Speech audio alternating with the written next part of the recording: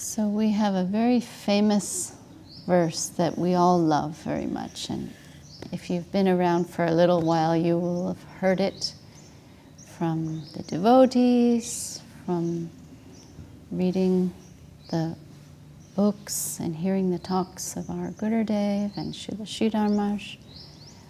Tate nukampāṁ su-samīkṣamāṇo bhunjaya evatma kritam vipakam. Bhunjaya evatma kritam vipakam. We all know the first line very well. Tate nukampāṁ su-samīkṣamāṇo. This verse is found in the Srimad Bhagavatam. And maybe you can translate as best as you can for Maharaj, Shyamasundar. You can sit next to him. Sit next to him and just quietly translate for Maharaj. So this verse from the Srimad Bhagavatam was spoken by Lord Brahma. Tate nukampāṁ su-samīkṣamāṇo. Lord Brahma, our creator, he spoke this after the Mohan Lila pastimes. The pastimes went a little quieter, just in Maharaj ear. So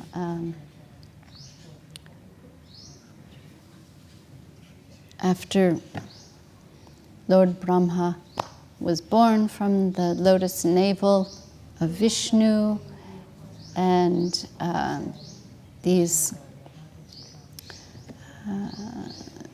Brahma Samhita verses manifested through this birth, and Brahma was given the job of creation, secondary creation. First creation comes from Vishnu.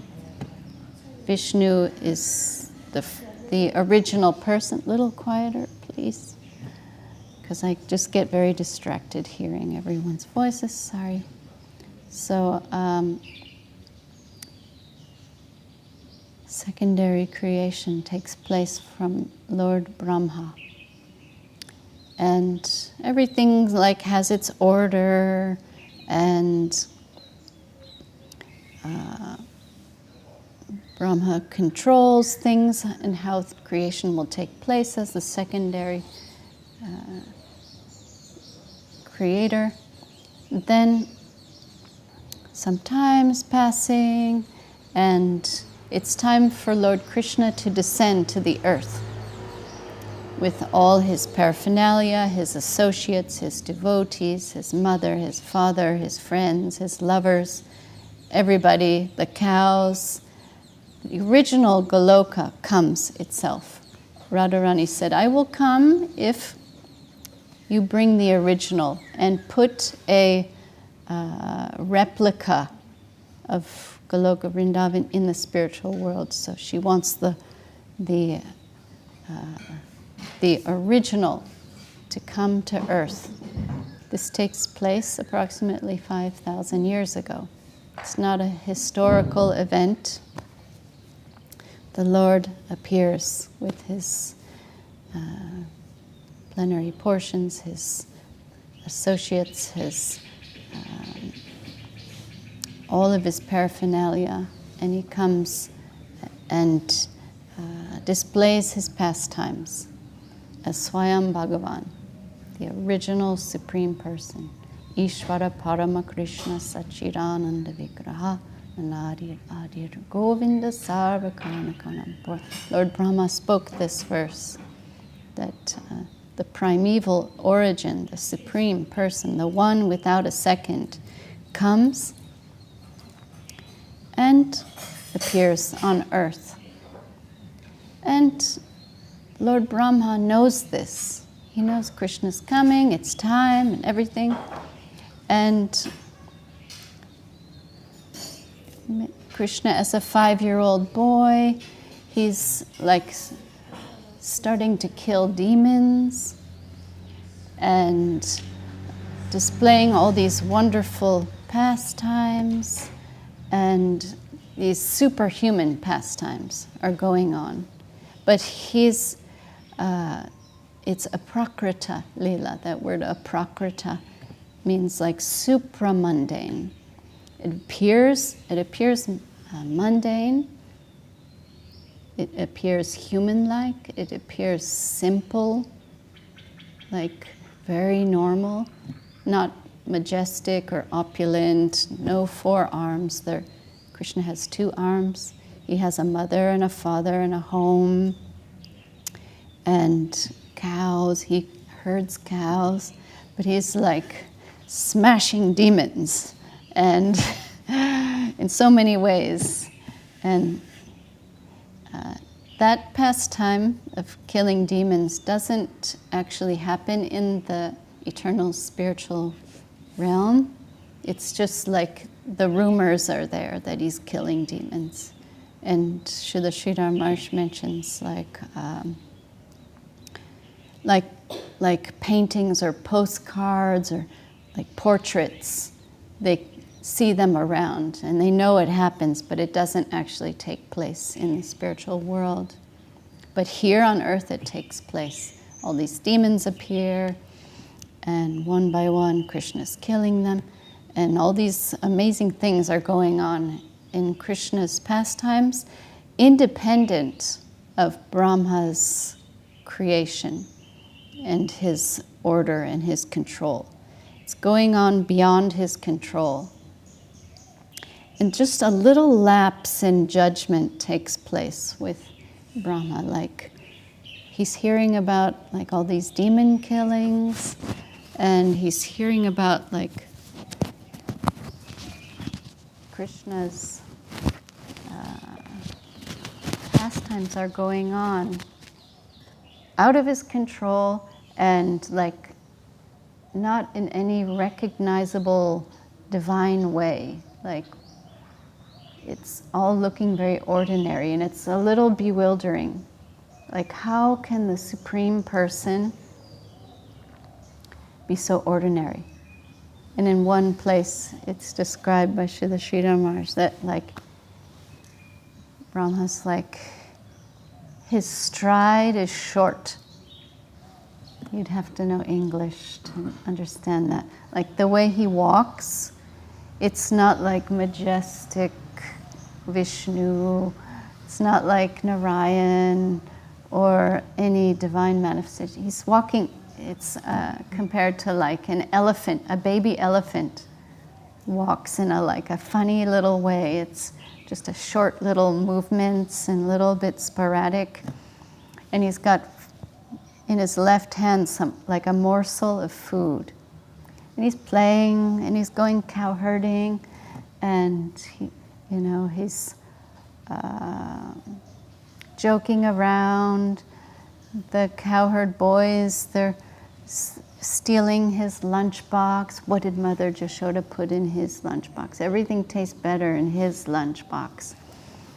And Brahma's seeing this, like, what's going on? This, like, he gets a little bewildered, and a little bit of ego comes as a result of seeing this aprakrita lila. It's just like too much. And he decides, I'm going to test this Krishna. Like, he thinks just a little lapse in judgment. And of course, these are pastimes, and Yogamayas in the background. She's arranging. She's the internal potency of the Lord, whereas Mahamaya is the external potency of the Lord. They're very different. The internal potency nourishes the pastimes of the Lord, and it bewilders the Lord's associates. They're not seeing the Lord as the Lord. They're seeing Krishna as their friend, as their son, as their lover, like someone very special, but not God. It's like a diluting potency that nurtures the pastimes. So Yogamaya influences Brahma's understanding for these pastimes to take place. And he decides, Brahma, in his bewilderment, he decides, I'm going to steal these cows and cowherd boys of Krishna and hide them in a cave. See what Krishna does. Testing Krishna. This 5-year-old boy, they say he's killing so many demons. He's showing so many extraordinary things, but how can God do this? How can this be God? It's all too much. He's triggered. So he steals the cows, the cowherd boys, puts them in a cave. And what does Krishna do? He knows, because they're killing demons, come back, his cowherd boys and cows are gone. And he expands himself into all these exact cows and exact cowherd boys, which go home to their goshala. We say, like, the cows live in a goshala. It's a cow house, like a stable for cows. And the mothers are seeing their children, but it's Krishna expanding as all the missing cows that went into the cave that Brahma hid. And all these boys that are hid in the caves, Krishna expands each and every one of them. So when they all go home after their cow herding day, the parents see their cowherd boy children coming home as normal, but like a little more beautiful and a little more lovable. And they're just so overwhelmed, like, my son is even more beautiful today. And just their love increases. And the same thing happens with the cows. The cow relatives who didn't go out, or the mother of they're seeing all those missing cows expanded as Krishna. They're not knowing this, but seeing, look at how like adorable they are, how cute, and I love them more. Their love increases because it's Krishna who's all charming. So Brahma's like even more bewildered. Like, I stole all these cows and calves, they're hidden, they're still there, they're in the cave. Krishna knows this, but he's teaching, they're trying to teach each other a lesson.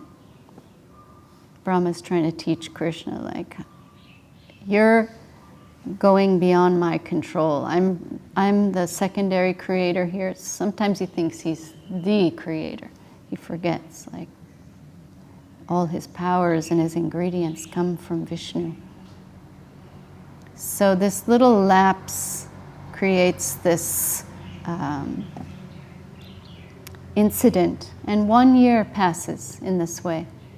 The cows and the cowherd boys are in this cave, and 1 year passes, and then finally Brahma gets proper understanding. And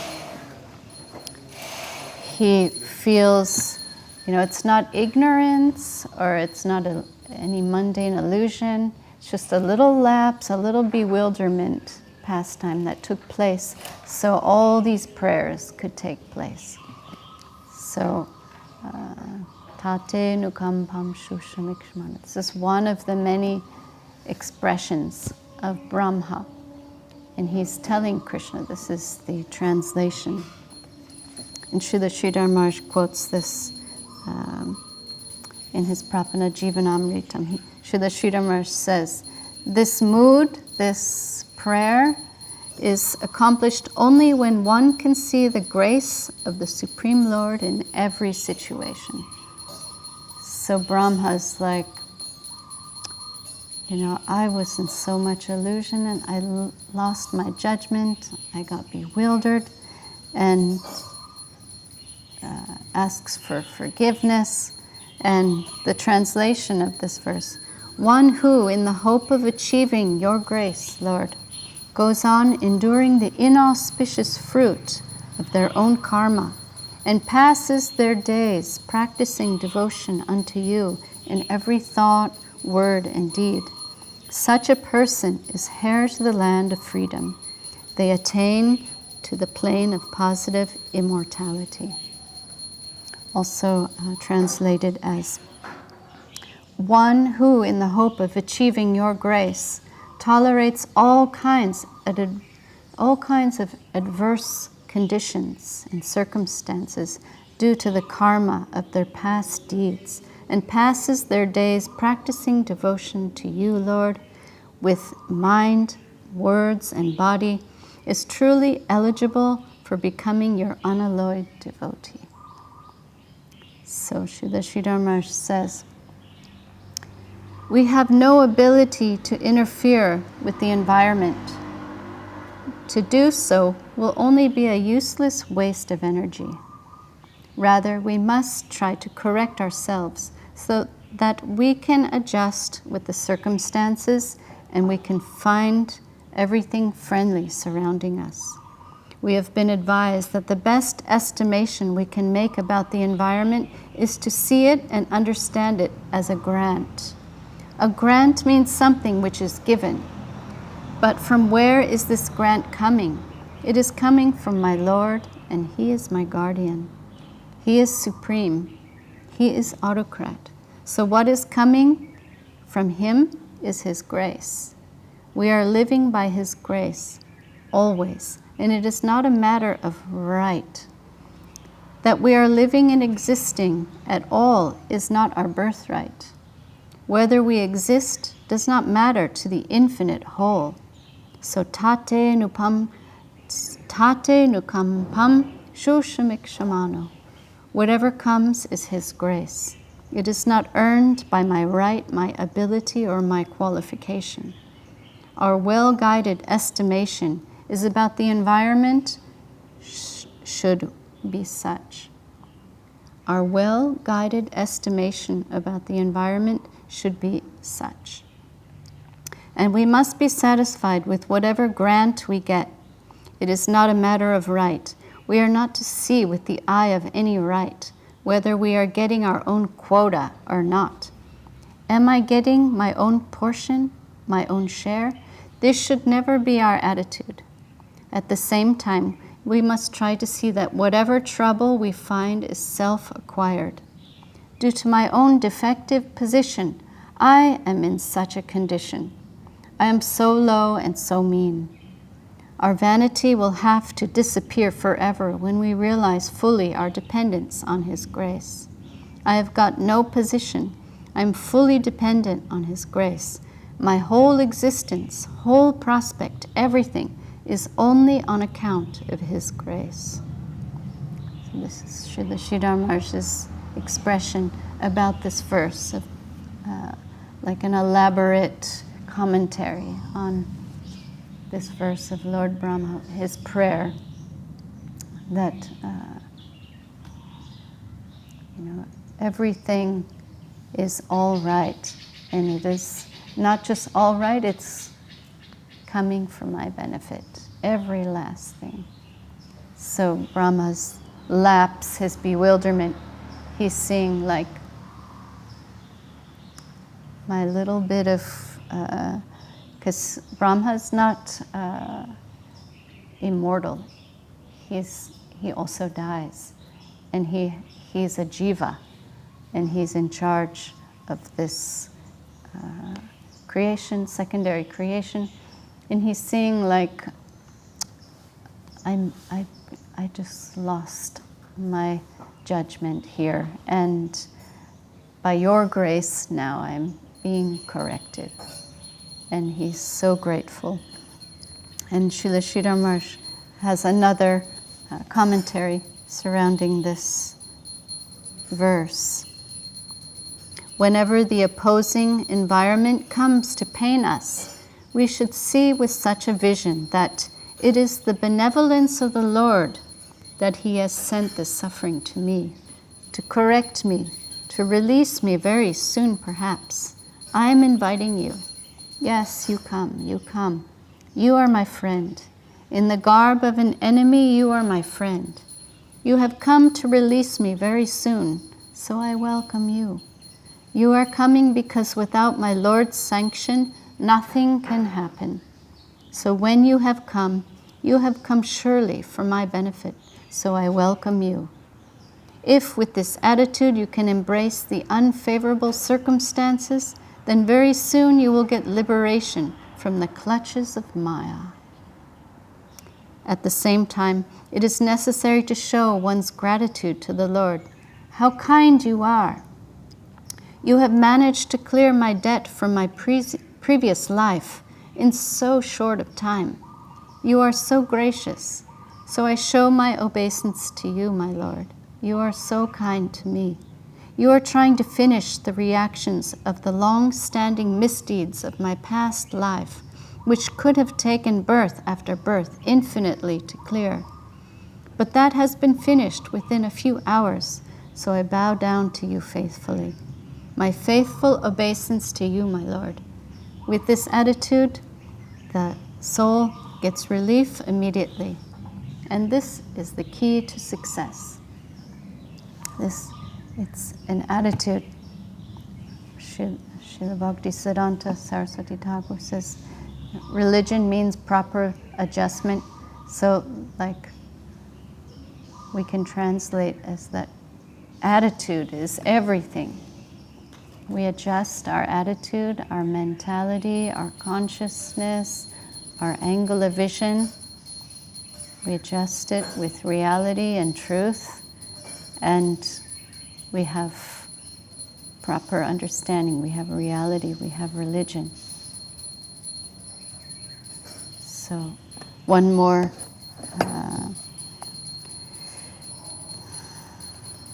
on another occasion, Srila Sridhar Maharaj says, we should try to find out the supreme will. We shall try to find out the supreme will. We should feel, I have done something wrong, so this is coming to control me and to exact the reaction for my offenses. Tate nukampāṁ su-samīkṣamāṇo. In the perfect vision, we are not to quarrel with the environment. Not even a straw can move without the supreme will, without the order of the supreme will. So whatever is coming to attack me is my necessity. Just that is necessary for me to correct me. Just as when the mother is punishing the child, she does so only with goodwill to correct the child. Similarly, the Absolute has got no vindictive nature to punish me, but his dealings are only for my correction. We shall have to see and approach in that way. Tate nukampāṁ su-samīkṣamāṇo bhunjaya evatma kritam vipakam. Whatever undesirable I find here is the result of my previous karma. And by the goodwill of the Supreme, that previous karma is going to be finished. I will be relieved. I will be made fit for higher service to Him. So this has all come. That is the advice of the Bhagavatam. Don't quarrel with the environment. Try to be adjusted with it. Correct your own ego. Everything is all right. Your ego is demanding some sort of comfort from the environment. That is the cause of this hitch. There is no hitch in the outside, no ailment, but within, your ego creates the problem. That false ego should be dissolved, and the liquid nectar will flow and place you within the highest plane, the plane where there is no complaint. The smooth movement, affectionate movement of the most fundamental plane, your soul will find yourself standing and walking in that plane.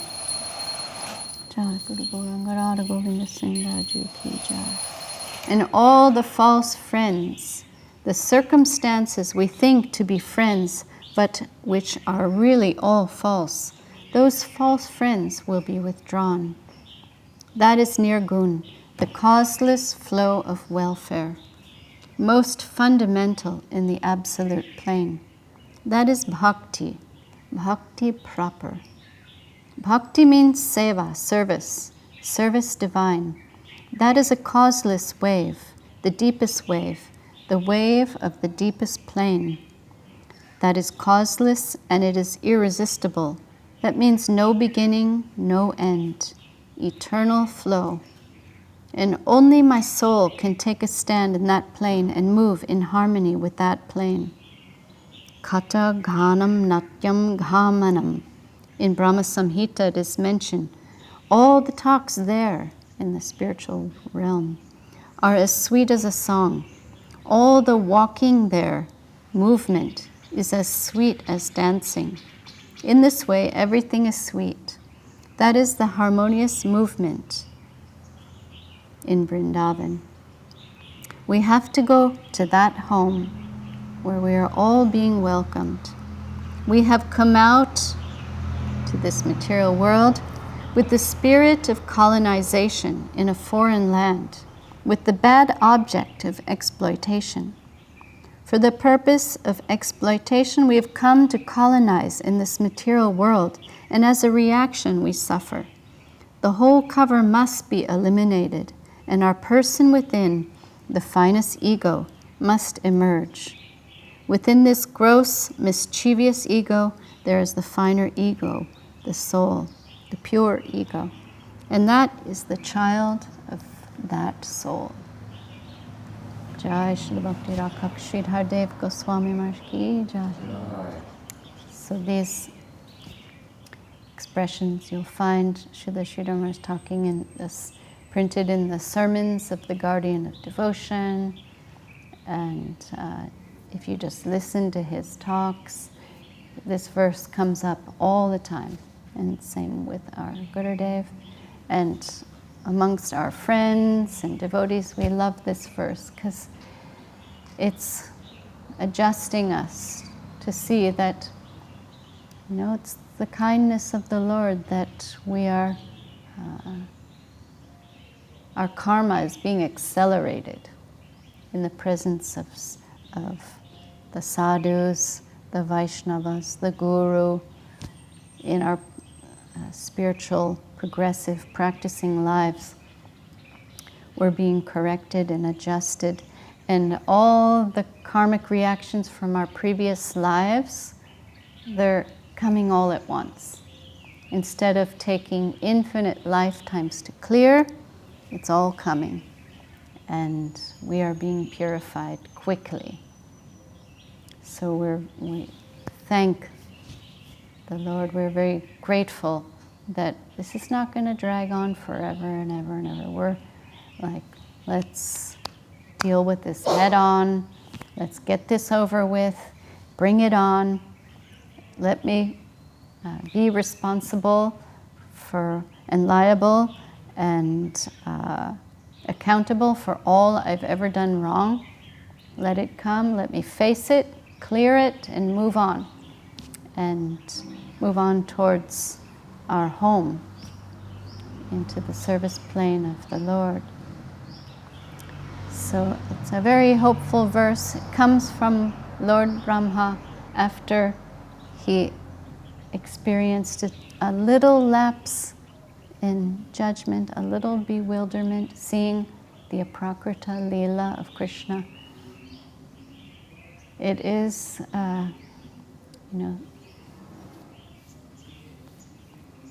it's amazing that such detail is given to us about all these qualities and pastimes and forms of the Lord, all springing out from Vedic culture.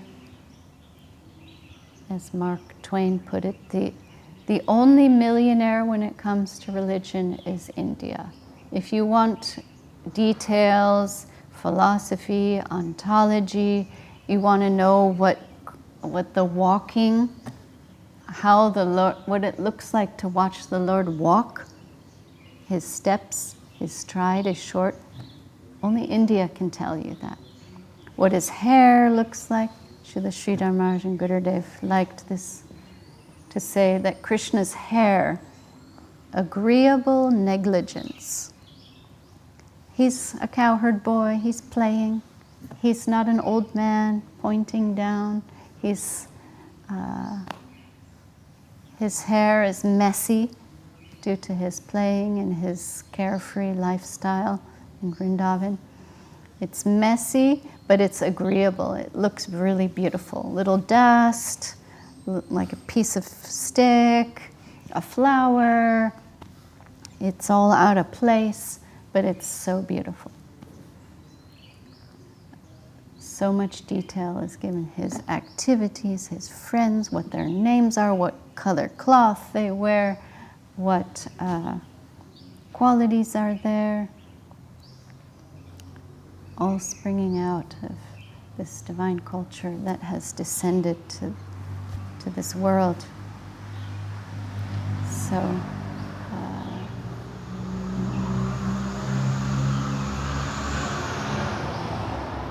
what we have here, it's a reflection of that realm, this human society.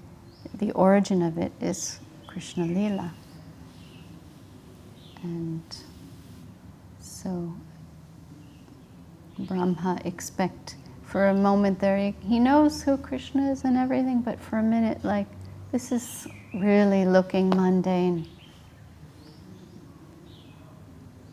But he becomes adjusted and he gets the mercy of the Lord. The Lord teaches him the lesson,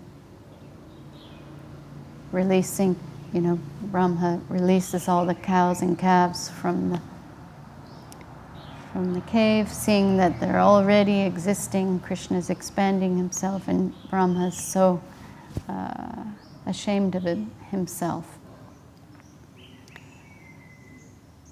But it was the Yogamaya pastimes triggering this whole event, so these beautiful prayers could come, and also to adjust Brahma. And these verses wouldn't have come out without this pastime. So it's the benevolence of the Lord, it's the grace of the Lord, it's a gracious grant from above that comes to us in our lives. And any difficulty, any suffering, any reactions we're facing, we see it as grace. We don't shy away from it. We know this is coming as grace, and we bow down faithfully. Yes, let it come. It's a gracious grant from above. Lord is so kind. We bow down again and again and feel ourselves so blessed and fortunate.